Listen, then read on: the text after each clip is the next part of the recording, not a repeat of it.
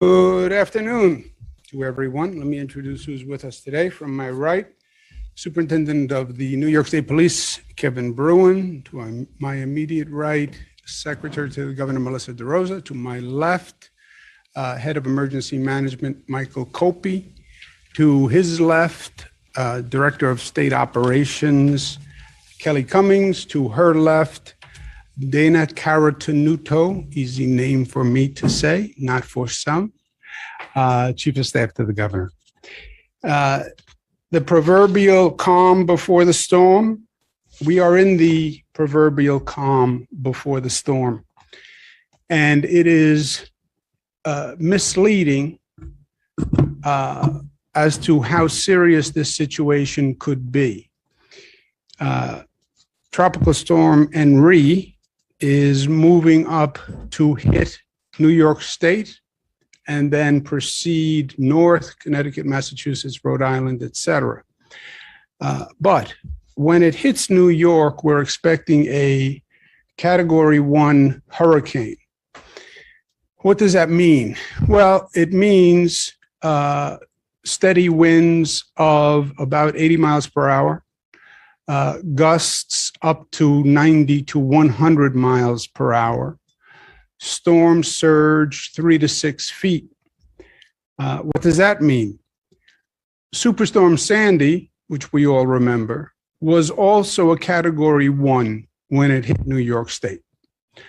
So just to put it in perspective, how serious this is and how dangerous it is, remember Superstorm Sandy. And I'm sure we all do.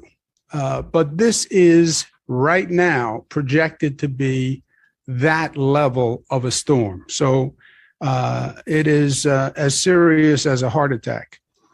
Also with Superstorm Sandy, we had days and days to prepare for Superstorm Sandy. And people had heard about the coming storm for days with Superstorm Sandy. This changed trajectory, so we actually have less notice. And one of the things I'm concerned about is the people of the state have had less notice to really fully actualize what might happen here. So I hope people take this very seriously. The hurricane is supposed to hit specifically on Long Island, closer to Suffolk, central Suffolk, towards eastern Suffolk. That depends on what model you follow for the track of the storm. As you know, they have a number of models, and the models change over time. We still have about 24 hours. So you could see the models change. It could move east somewhat. It could move west somewhat, which would obviously be more problematic for New York State. But right now, it is forecast to hit Long Island, go across the Sound, and then travel into Connecticut and along the New York State border. And again, there are different tracks, and we'll update you if the tracks change. But the Long Island effects will be certainly serious. Tidal areas, they're talking about 8 to 10 inches of rain, which will create significant flooding. Those wind gusts in tidal areas and the surge, that will be a significant problem. We will also be expecting issues in the Hudson Valley, where you're talking about 8 to 10 inches of rain in the Hudson Valley, Westchester, Catskills. We know what happens when we get that amount of rain, especially in a situation like this, where the ground is already saturated. Creeks turn into raging rivers. During Superstorm Sandy, we saw entire towns carried away. So Long Island, Hudson Valley, Capital District, as the storm moves north, even some effect in the southern tier. Right now, by this storm track, New York City is largely spared. There will be heavy rainfall, some flooding. Eastern Queens may see a storm surge, especially in the Jamaica Bay area. Timing, tonight, expect the heavy rain to start. Tomorrow morning, you will see the winds pick up. You'll see the rain pick up. Tomorrow noon, we expect landfall of the hurricane on Long Island, and then about a 26-hour event, and it should be over by Monday, 2 p.m. Again, that depends on the tracks, and that depends on the weather reports, and that depends on the ultimate power of Mother Nature. People should be prepared for the effect of storm surges in tidal areas. Expect significant flooding in the Hudson Valley and in Westchester. Think back to Superstorm Sandy and what areas got flooded during Superstorm Sandy and what homes were damaged under Superstorm Sandy. And I would use that in these areas as a predictor of what could happen and could happen shortly. Expect significant power outages and prepare for it. My advice is you stock up today. Again, we know what power outages have done, and I would prepare for it on a personal level starting now. The state is doing everything we can to be ready with our emergency resources. We're pre-positioning heavy equipment all throughout Long Island, all throughout the Hudson Valley and the Capital District region. We're preparing water rescue teams for Long Island and swift water rescue teams for the Hudson Valley and in Westchester. I am deploying, as of today, 500 National Guard we are calling out with the necessary equipment that the National Guard brings with them, high water vehicles, et cetera. The state police will have approximately 1,000 personnel who will be on duty in the affected areas. Port Authority expects flights to be canceled. Obviously, I would check with your airline before you go to the airport tomorrow into Monday, maybe Tuesday. The MTA is preparing for the storm. They have their emergency equipment out, their flooding team out, their pumpers out, et cetera. They're going to cancel service in Long Island starting midnight tonight. They're planning to cancel service east of Ronkonkoma and east of Patchogue, and that would be at about midnight. They're also thinking of canceling the Harlem line service and the New Haven line service. That again would be about midnight tonight, but you should check with the MTA on the website, obviously, before you proceed to any of those trains.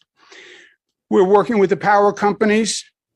I have told them clearly and convincingly, in my opinion, that this is what we pay the power companies to do, to be ready for storms. We've seen this movie before. We don't pay power companies to be ready to prepare power for sunny days. We pay them to prepare power when it's hard and to recover quickly after a storm. They have all been communicated with. They are calling in all additional personnel. They're calling in all additional private contractors. And we have made it abundantly clear to them that we do expect significant damage and we want them to have the resources in place to deal with that damage quickly and professionally. I'm going to declare a state emergency declaration for Long Island, New York City, Westchester, Hudson Valley, and the Capital District region. Again, the Capital District region, as the storm hits Long Island and moves north right along the state line is the current track. And that's why you'll see it go right up north on the northern side on the eastern boundary. And that's Westchester, Hudson Valley, Capital District. And again, we're hoping that it misses New York City proper, but we're also keeping our eye on that. I spoke with the White House. The president is willing to sign what is called a pre-landfall emergency disaster declaration. To qualify for federal funding, there has to be a federally declared disaster. And you can actually request that a disaster be called pre-landfall. That's important because all these preparation costs for the state, for local governments are then covered. And the president has said that he is prepared to sign that, and that is good news. I spoke with the head of FEMA. They are pre-deploying FEMA teams, which is the Federal Emergency Management. We coordinate with them, again, in the same areas, Long Island, New York City, where we expect some flooding, but then primarily Capital District and the Catskills. Our priority now is to protect life and safety. That's job one. Job two will be, once the storm is over, we assess the damage and we come up with a plan to rebuild. But focus now is on life and safety. We have probably the most experienced emergency management team this state has ever had in place. Mother Nature has created more emergencies for us than at any time in the state's history. My father was governor before me, as you know, for 12 years. A snowstorm was a natural emergency. Do we close the thruway or not was always the big question. This is a totally different environmental situation. Hurricanes, floods, they didn't happen in New York, but they do now. And we've gone through it a few times. And I feel confident saying to New Yorkers that they could not be in better hands in terms of an experienced team. Now, that doesn't mean that Mother Nature doesn't win. She wins. She wins. She won at Superstorm Sandy. She wins every time. But we will be doing everything that we can do to be prepared. We have briefed all the local governments. We briefed the Assembly. We briefed the Senate. We briefed the Lieutenant Governor on the situation. We briefed the White House. We're briefing federal officials. We're speaking with county executives. County Executive Stephen Ballone, Suffolk County Executive, has urged a voluntary evacuation of Fire Island. I think that is very important. I second the county executive's call. I think he's exactly right. If you are on Fire Island and you do not evacuate Fire Island now, I think you are putting yourself in a position of danger, and you're doing that needlessly. So please heed the county executive's warning. Last point is we can do everything we can do to get ready, but this is not our first rodeo. And at the end of the day, it is up to the people of the state to make the right decision. If you know you are in an area that tends to flood, if you know you are in a tidal area that tends to flood, if you know you are in an area that is subject to tidal surges, get out of that area now, please, and get to another and better place of safety. The main situation we have in these emergencies are trying to rescue people who stayed in place. And then they create a dangerous situation for everyone. I've been on the swiftwater rescue teams. I've been in the boats in the middle of storms, trying to get to people as their homes are getting washed away, trying to take children out of windows before the house gets washed away. if you don't take the right actions, not only do you put your life in danger, you then put the life in danger of the emergency workers who have to come to help you. And that is an unnecessary risk. I understand we didn't have the buildup that we had with Superstorm Sandy. And I understand that this is my first briefing on this. Superstorm Sandy, we did a number of briefings and people were acclimated. Don't be deceived by that. It's because the trajectory of the storm changed. And we have short notice. We're talking about tomorrow. So if you have to move, if you have to stock up, if you have to get to higher ground, it has to be today, please. Now, I know New Yorkers, and I know New Yorkers are tough. And I know their first instinct is, we don't have to go anywhere. We're going to batten down the hatches and we're going to be fine. I understand that instinct. And I understand the questioning of the weather reports. I got into a lot of trouble once with all the weather forecasters across the nation when I suggested that a weather forecast turned out to be incorrect. I understand that also. But we're talking about tomorrow, and we're talking about the day after tomorrow. So this is not a long-term projection. Normally, when you get this close to the event, the forecasts tend to be accurate. The track can move plus or minus, but the basic track doesn't change. So please take this seriously. Yes, New York tough. We'll stay in place. We'll beat the storm. New York tough also means New York smart. And New York smart today means get out of harm's way, please. And with that, I'll turn it over to questions on this topic, please.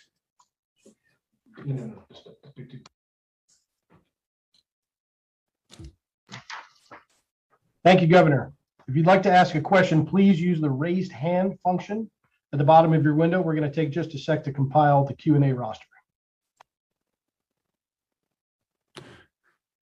While we're doing that, the most recent update, 7 a.m. landfall tomorrow.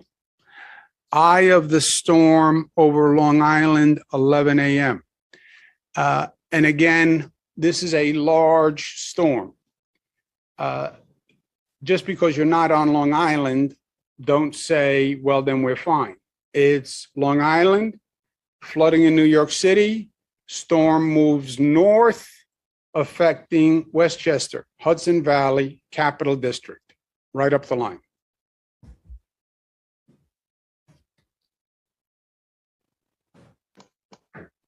Governor, your first question comes from John Campbell of Gannett. John, just please make sure your microphone is unmuted. Hi, Governor. My question is, the state's in a position where there's going to be a change in leadership in the governorship within days. I mean, that could happen right smack in the middle of this storm recovery effort. And a big reason for that is because you decided on a 2-week transition. So I want to know, why was that 2-week transition appropriate? And why are you the appropriate person to lead this storm effort right now rather than Kathy Hochul? Yeah, the 2 weeks was to have an orderly transition. There's a lot to transitioning a government. I'm the longest serving governor in the country right now. You don't just flip a switch and turn over a government. You don't want a mass exodus of people. You don't want a situation where you don't brief the incoming administration on the important projects, et cetera. Normally, you have, after an election, 2 months. You have November and December to transition governments. And transition, I was a transition director for my father's administration. I also worked in the transition of federal governments. Normally in 2 months, it's a hurry up schedule. Briefing papers, policy papers, where are we on the massive construction projects we're doing. Where are we on federal relations? What do we need to get done from Washington? There's a lot. So we said 2 weeks, which is a very short period of time. I am governor today, and I am in charge. This is also something I've done a few times, John. So that's why.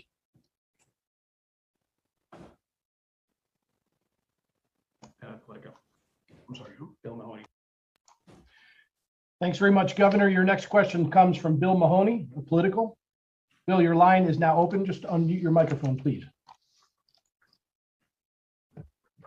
Thank you, Governor. And my question was going to be somewhat along those same lines, but what can we expect from you the next 48 hours? Are you going to be able to focus on this, or do you have transition stuff to deal with? Are you going to be moving? What's your involvement going to be as this unfolds? I will be 100% available to the people of the state of New York every minute of the day, which I have been for my entire tenure as governor.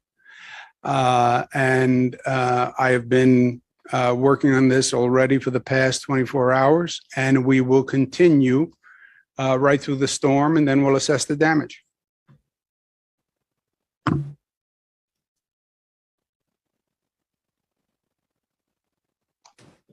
Let's take one more question, guys. Governor, your next question comes from Ryan Terranelli of the New York Law Journal.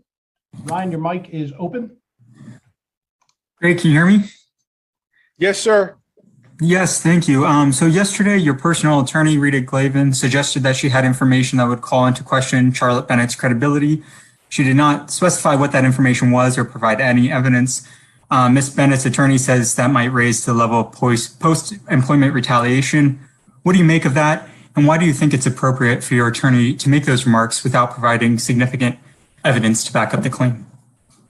Yeah, I don't want to get into Albany politics, which is what has been going on for the past few months. This is about a storm briefing to save lives of New Yorkers. But you're the Law Journal. If you think justice is to accept a complaint from a person without investigation and without credibility determinations and without looking at past actions of that person, then you don't know what the justice system is. You've never been in a situation where you just reiterate complaints and you don't investigate them and you don't say whether or not the law even applies to them. That's not justice. That's a bulletin board posting complaints. Justice is, I hear the complaint. We welcome everyone to come forward, and that takes courage and that takes bravery. But we need to know the facts, right? I can make a complaint about you today. Maybe it's true, maybe it's not true, but that's why they do investigations. New Yorkers, please take this storm seriously. I know it's short notice. Think Superstorm Sandy. That was a Category 1. This is a Category 1. Hopefully, we don't come anywhere near the damage of Superstorm Sandy, but we do not know. And as I sit here today, I cannot tell you, and none of the experts can tell you whether or not the damage is going to be less or more than Superstorm Sandy. It depends on how fast the storm moves and where it goes.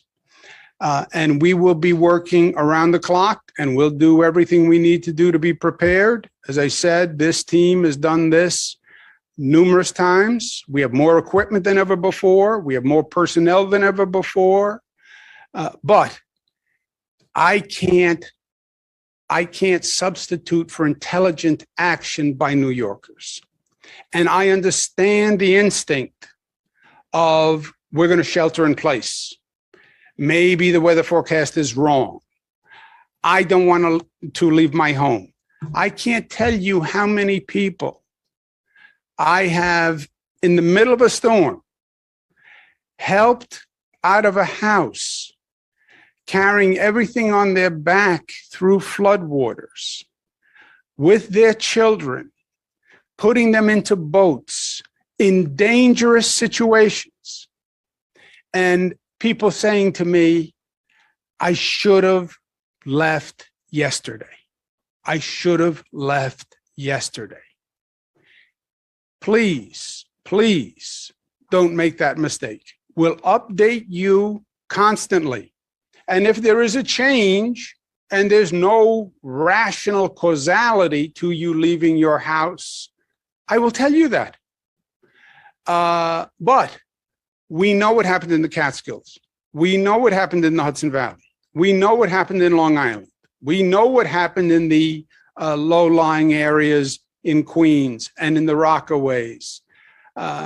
We've seen this movie. We don't need to see it again. Please act responsibly. Thank you very much.